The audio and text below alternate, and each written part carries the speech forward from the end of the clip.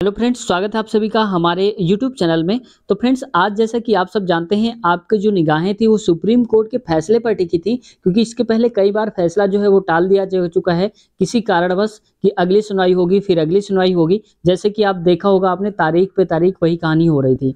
तो अब देखो, आज का बारे में बताया गया था कि आज सुनवाई होनी है सुप्रीम कोर्ट में और फैसला आने वाला है, ये सबकी उम्मीद है। और देखो, आज सुनवाई हुई भी है सुप्रीम कोर्ट में। क्या कुछ हुआ है इस बारे में, कौन जीतने वाला है, बीएड या फिर जो डीएलएड है, कौन मजबूत है और कौन जीत रहा है, सुप्रीम कोर्ट ने किसको फैसला दिया है, इसके बारे में आज हम बात करने वाले हैं। तो फ्रेंड्स, इससे पहले ये भी बता देता हूँ, देखो यहाँ पर आज का जो पेपर है पटना का, यहाँ पर भी खबर भी आज प्रकाशित हुई थी कि सुप्रीम कोर्ट में बीएड को प्राथमिक में शामिल करने को लेकर सुनवाई जो है वो आज होनी थी और आज हुई भी है। तो क्या कुछ खबर है, देखते हैं आगे। तो फ्रेंड्स देखो, यहाँ पर जो मैटर है, matters to be listed on, अब यहाँ पर ये केस है, इसकी पूरी लिस्ट है यहाँ पर। तो देखो, लिस्टिंग डेट जो है वो 13/10/2023 की है। ये केस की जो डेट है वो आज की ही है। और केस नंबर क्या था हमारे पास, तो केस नंबर था 1128/2023, ठीक है। और इसमें क्या है, आइटम नंबर अगर हम देखें तो ये है 26। और ऑनरेबल जो कोर्ट है उसमें कौन कौन से जो जस्टिस थे वो कौन थे, यहाँ पर जस्टिस एएस बोपन्ना थे और ऑनरेबल जो मिस्टर हैं जस्टिस एमएम सुंदरेश, ठीक है। तो ये दोनों जो जस्टिस थे, इन्होंने आज सुनवाई करी है, इस केस को बोला है उन्होंने। अब देखो यहाँ पर क्या है, पिटिशनर जो है जिन्होंने रिव्यू पिटिशन डाला था वो कौन है, एक है दीपांकर गौरव और दूसरे हैं यहाँ पर स्टेट ऑफ बिहार, यानी कि इन दोनों के बीच में ही केस है, पक्ष और विपक्ष का। तो बिहार सरकार जो है वो चाहती है कि जो बीएड है प्राथमिक में शामिल हो पाए। तो फ्रेंड्स, ये मत आप सोचो कि जो बिहार सरकार है किसके पक्ष में है, इसके बारे में भी आज हम बात करेंगे, आपका भी डाउट क्लियर हो जाएगा। पहले हम केस को देख लेते हैं। तो ये आपने लिस्ट पूरी देख ली और ये कोर्ट नंबर 7 में आज सुनवाई होनी थी 13 तारीख को और हुई भी यहाँ पर।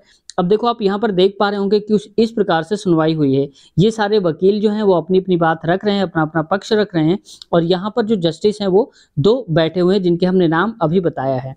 अब देखो फ्रेंड्स, क्या था कि ये जो मामला है, अब इनके लिए क्या है, ये नया है। जो जज है हमारे, इनके लिए केस नया है, ये मामला नया है। क्यों नया है, क्योंकि इनको इस बारे में नहीं पता है कि जो बीएड है और जो डीएलएड है इसका पुराना मसला क्या है। क्योंकि फ्रेंड्स, आप भी जानते हैं कि जो कोई भी सुप्रीम कोर्ट का जज होता है, जो फैसला देता है, तो वो पुराने रिकॉर्ड्स देखता है और इसके आधार पर नए रिकॉर्ड्स भी देखता है, फिर सोच समझ कर ही फैसला देता है।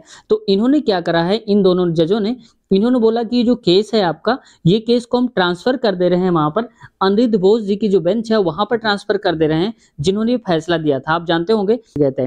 तो इस वजह से इन्होंने क्या करा कि भाई हम इस पर नहीं ज्यादा जानना चाहते हैं और ना हमें पता है, तो अब अनिरुद्ध बोस की जो बेंच है वहां पर इसकी सुनवाई होनी है। और वह जो, क्योंकि उन्होंने फैसला दिया है तो उनको अच्छे से पता है इस बारे में कि मैटर क्या है, तो इन्होंने कहा है कि अगली सुनवाई वही करेंगे। अब सुनवाई अगली कब होगी इसके बारे में अभी फिक्स डेट तो नहीं दी है, लेकिन इसकी जब कॉपी आ जाएगी, ऑर्डर कॉपी आ जाएगी पूरी शाम तक या कल तक, तो इसके बारे में पता चल पाएगा कौन कौन केस लड़े थे, क्या था। तो पूरी मैटर की जो बात है वो वहां समझ में आएगा जब लिस्ट आ जाएगी। तो यहाँ पर यही है कि आपका जो केस है वो आज तो कुछ नहीं हुआ, ना बीएड जीता है ना बीडीसी जीता है, क्योंकि इसकी सुनवाई ही नहीं हुई सही से। इन्होंने सुनने से ही मना कर दिया और इन्होंने कहा है कि हम केस को ट्रांसफर कर दे रहे हैं। तो अगला केस ट्रांसफर हो गया है, अब अगला उम्मीद कब का है ये तो कोई नहीं कह सकता कब सुनवाई होने वाली है। फ्रेंड्स, अगर हम बात कर लें कि आखिरकार जो बिहार सरकार है वो है किसके साथ, ये बीएड के साथ है या फिर जो डीएलएड है उसके साथ है, किसके साथ है। तो देखो फ्रेंड्स, आप जानते हैं कोई भी नेता होते हैं वो किसी के साथ नहीं होते हैं, वो अपनी वोट बैंक के साथ होते हैं। वो कुल मिलाकर चाहते हैं कि हमारा जो वोट बैंक है वो मजबूत बना रहे। तो आप ये मत सोचिए कि जो बिहार सरकार है वो बीएड वालों का पक्ष ले रही है, ऐसा बिल्कुल भी नहीं है। वो पक्ष किसी के नहीं ले रही है। वो कुल मिला के बिहार सरकार ये चाहती है कि ज़्यादा से ज़्यादा जो युवा हैं वो आ जाएं इनकी भर्ती के दायरे में, ताकि ये अलाप सकें इस बात का राग कि हमने बहुत सारी भर्तियां दी हैं जिसमें से बीएड और बीडीसी दोनों तरह के जो लोग हैं लाभान्वित हुए हैं और वोट बैंक इनका बन सके अच्छा खासा। इस वजह से ऐसा ये कर रहे हैं। हालांकि 5 साल में कुछ ऐसा विकास नहीं होता है, लेकिन चुनाव के समय में ही नेता अपनी जी जान लगा देते हैं। तो वही खेल यहाँ पर भी है। तो लॉलीपॉप एक हिसाब समझ सकते हैं, बार बार इसको लटकाया जा रहा है। तो कुल मिलाकर अब हम और आप कुछ कर सकते नहीं हैं, क्योंकि चाहे आप बीएड वाले हों या बीटीसी वाले हों, सिर्फ और सिर्फ जो फैसला वहां पर आएगा इसी का इंतजार करना होगा हम सबको और यही देखना है कि आगे होने वाला क्या है।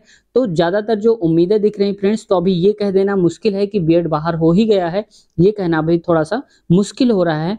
तो फ्रेंड्स, उम्मीद है आज की वीडियो पसंद आई होगी, और अगर आप चैनल पर नए हैं तो आपसे रिक्वेस्ट है कृपया चैनल को सब्सक्राइब जरूर कर लें, और नई इन्फॉर्मेशन जो है वो वहाँ पर मिलती रहेगी।